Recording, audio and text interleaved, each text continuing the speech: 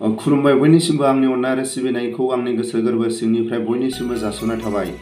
गिबियावनो थाम्बनेलाव थानाय बायदि बुजिखाबाय जानो हागौ, गाव गावनि बेसेन गोसा समखौ दसे सम नायलाङोबा गासैबो खामानिखौ बुजिलांगोन, आंनि गोसो गोरबोआवबो गोजोननाय मोनगोन। दिनैनि बे समाव आं गेदेरमा रायजो राजाफोरनि खाथियाव आं फोरमायो, सोर दैदेनगिरिफोरखौ रायबावनो, सोरनिबा गोरोन्थिखौ बेसेबां बखिबावनो, बखि समखौ ओरैनो थांगारहोनायसो जानाय बायदि नुदों। बिनि थाखायनो आं खावलायो, जायफोर एनडिएफबिनि बेकग्राउन्डआव एमएलए जानाय बिथांमोनखौ आं खावलायो, सरकारखौ बखिनो आरो सोमखारिनो गियोबा गामोननो रायजो राजा बायदि सानोब्ला, गावनि लोगोफोरखौ जेलाव थाग्राफोरखौ सानोब्ला, गावनि रायजो राजाफोरनि जायफोर सरकारनि सायाव, जायफोर गावनि आंगो लोगोफ्रा केसफोरनि सायाव सानोब्ला, गामोननो बिटिआर एकर्डनि माखासे दफाफोरखौ नंखायफ्ला सरकारा खालायनायनि सायाव जायफोर एमएलएफ्रा गामोननो गावसिनि गादिखौ सरकारनि गादिखौ गामोननो गारनानै जुदि फैयोब्ला, सरकारनि दैदेनगिरिफ्रा गामोननो साननो गोनां जागोन। जों नैबेखौसो बुंगोन, जायफोर आबसुनि बेकग्राउन्डआव थांनाय इउपिपिएलनि दैदेनगिरिफ्रा बिथांमोना मावथों, मा मावो मावथों, आं नैबेखौल' आं खावलायो।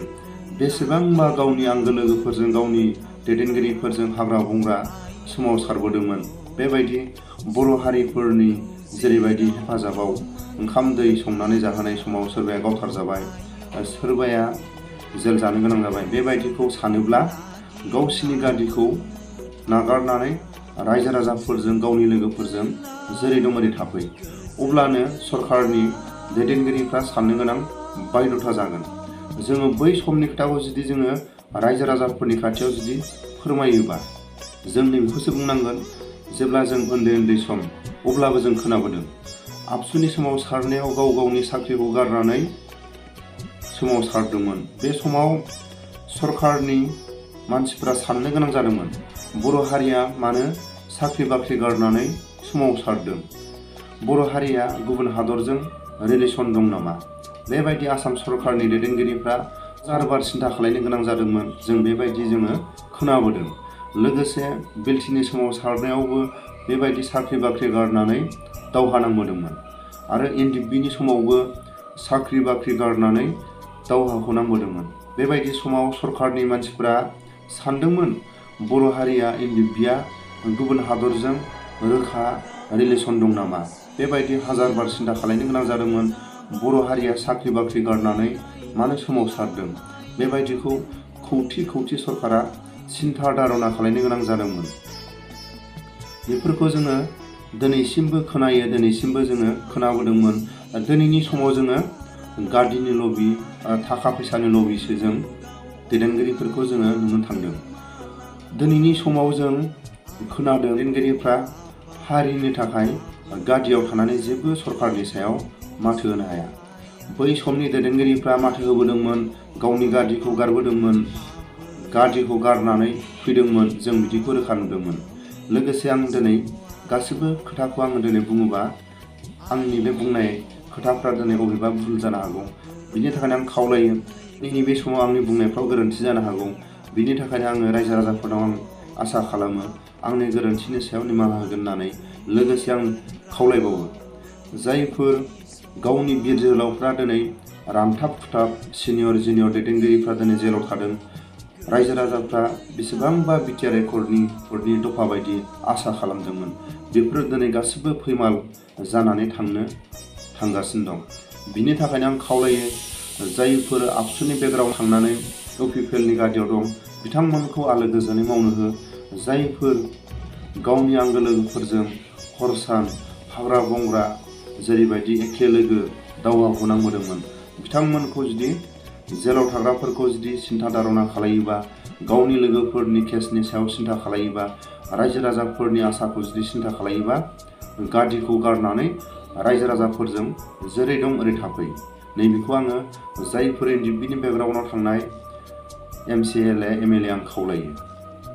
सोर दैदेनगिरिफोरखौ बेसेबां बखिबावनो? बिनि थाखायनो आङो दिनै माखासे बिनि बै समनि माखासे गारबोनाय समखौ आं फोरमायलांनो आं दिनैनि बे भिडिअ'आव फोरमायदेरनो आं रायजो राजानि खाथियाव आं भिडिअ'खौ लाबोदों। जेब्ला जों गुबुन हादराव दंमोन बे समाव जेब्ला जोंनि सिनियर जोंनि दैदेनगिरिफोरनि जोङो ओरैबायदि जों मोनसे मोगा-मोगि जाथायखौ जों लोगो मोनबोदों। जेब्ला बाजै, आब', नानि, मादैमोन बेबायदि सोमोन्दो जानाय जों लोगो मोनबोदों। बेबायदि समाव जेब्ला हाग्रा बंग्रा गुबुन हादराव जेब्ला जों दंमोन, बे 1st बेटेलियन होननाय जायगायाव आं दंमोन। बे समाव जों लोगो मोनबोदोंमोन ओरैबायदि सोरबा सिनियर सोरबा दैदेनगिरिफ्रा जायफोर गोसोआव दं दिनैसिमबो गोसोआव थानायफ्रा थानो हागौ, नाथाय आंनि गोसोआव दं। आं फोरमायनो आं दिनै रायजो राजाफोरनि खाथियाव आं दिनै भिडिअ'खौ आं लाबोदों। जेब्ला सासे दैदेनगिरिनि जाय बे बाजै आरो बे दैदेनगिरिया दंमोन, बे समाव गावनि बिमा माहारिया गावनि गथ' गथायखौ जोनोम होनो थाखाय 9 मास 9 दिन जायफोर हाग्रा बंग्रा हाजो हाला खस्थ' खालायनानै दावहा नांनायाव गावखौ सोनारफादोंमोन, खस्थ' खालायफादोंमोन। बेबायदि समाव जोंनि मेगनजों नुनाय समाव जाय जोंनि दैदेनगिरिनि जाय दिनै मेडामा गथ' जोनोम होनो समाव माबायदि खस्थ' जायो आं बेखौ बुंगोन। जेब्ला जों बे गथ' जन्म होनो टाइमाव जों खाथियाव जों थानो मोनाखैबाबो जोंनि केम्पनि बाउन्डारियाव जोङो गावनि मेगनजों नुदों, खोमाजों खोनादों। जेब्ला बे बाजै मादैमोन सोरबा नानिमोनहा जेरैबायदि गथ' जन्म जानाय समाव गासैबो नेम निथिखौ रोंजोबा।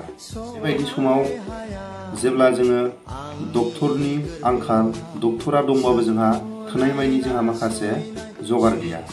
बेबायदि समाव माखासे दैदेनगिरिफ्रा गावनि जायफोर जोनोम होगोन बिमा जागोन, जायफोर गावनि जोनोम होगोननि हौवा ओरैबायदि माने सिन्था जायो, गावनि लोगोफ्रा सिन्था जायो। माबा मोनसे जुदि बुंस' हायै माखासे गिदिर माबा मोनसे जायोबा डक्टर मोनस'वा, अजा मोनस'वा, गावनि बिमा बिफा मोनस'वा, गावनि नांगौ बायदि रायजो राजाफोरखौ मोनस'वा। बेबायदि समाव गुबुन जायगायाव हाजो हाला माबायदि जोनोम जानो गोनां जादोंमोन बेखौ आं फोरमायनो नागिरदों। जाहाथे आं दिनैनि बे बुंनायाव आंनि बे बुंनांगौ जुदि अधिकार गैयामोनब्ला आं निमाहा बियो। जेब्ला ओरैबायदि माने गथ' जन्म जानो टाइमाव आङो आंनि मेगनजों नुदों। जेब्ला बे बाजैया ओरैबायदि माने बागाब फुराब गाबनाय जों खोनादों आरो जों खाथियाव थाङाखैबाबो। आरो जाय बे बाजैनि हौवाया गंगारपारायाव थांनानै नेपालपारायाव थांनानै जायफोर बे गथ' जन्म जानाय टाइमाव जायफोर दोङो बिथांमोनखौ नागिरनानै जेब्ला लायो, अब्ला दसे उनाव जोङो नुबाय जायफोर इसोरनि अननाय बर' हारिनि जायफोर बिर जोहोलावफोरनि थाखाय रायजो राजाफ्रा जायफोर आर'ज गाबो, बेफोरनि अननाय बोर सारस्रिनायाव जेरैबायदि खैफोद आफोद जायालासिनो हाग्राबारियाव आरामैनो जन्म होयो। बेबायदिखौ जोङो नुदों। नाथाय माखासे नेम निथिखौ रोंजोबैखाय जोंनि बे बाजै मादैमोन सोरबा आब'मोनहा रोंजोबैखाय मा जायो, डक्टरनि नांगौ बायदि गोसोआव नांगौ जायो आरो गोसोआव अजाफोर नांगौ जायो। जायफोर गथ' जन्मआव रोंखा राखा नांगौ जायो। बेबायदिखौ जोङो नुबोदों। बेबायदि समखौ जायफोर हाग्राबारियाव हाग्रा बंग्रा गुबुन हादराव जोनोम होबोनो गोनां जादों, बेबायदि बर' बिमाफ्रा खस्थ' लाबोनो गोनां जादों। बेफोरखौ दिनैनि दैदेनगिरिफ्रा माब्रै बावनानै थांखो? नैबेखौसो आं खावलायो। जायफोर गुबुन हादराव जायफोर गथ' गथायफ्रा देरबोदों, जायफोर जोनोम मोनबोदों, बिथांमोननि जायनि गथ' गथायखौ दानि गादियाव थानाय दैदेनगिरिफ्रा खबर लानो थांदोंना, नैबेखौसो आं खावलायो। लोगोसे आं नैखौ बुङो, जायफोर बै समनि दैदेनगिरिफोरनि गथ' गथायफ्रा जायफोर सिनियर, जायफोर डिसार्ज रिटायार लानाय, बिथांमोननि गथ' गथाया माबायदि देरखो, माबायदि फरायनानै दिनैसिम दं, दिनैसिमबो दैदेनगिरिफ्रा गादियाव थानायफ्रा खबर लानो थाङा। नैबेखौसो आङो आसा खालामो।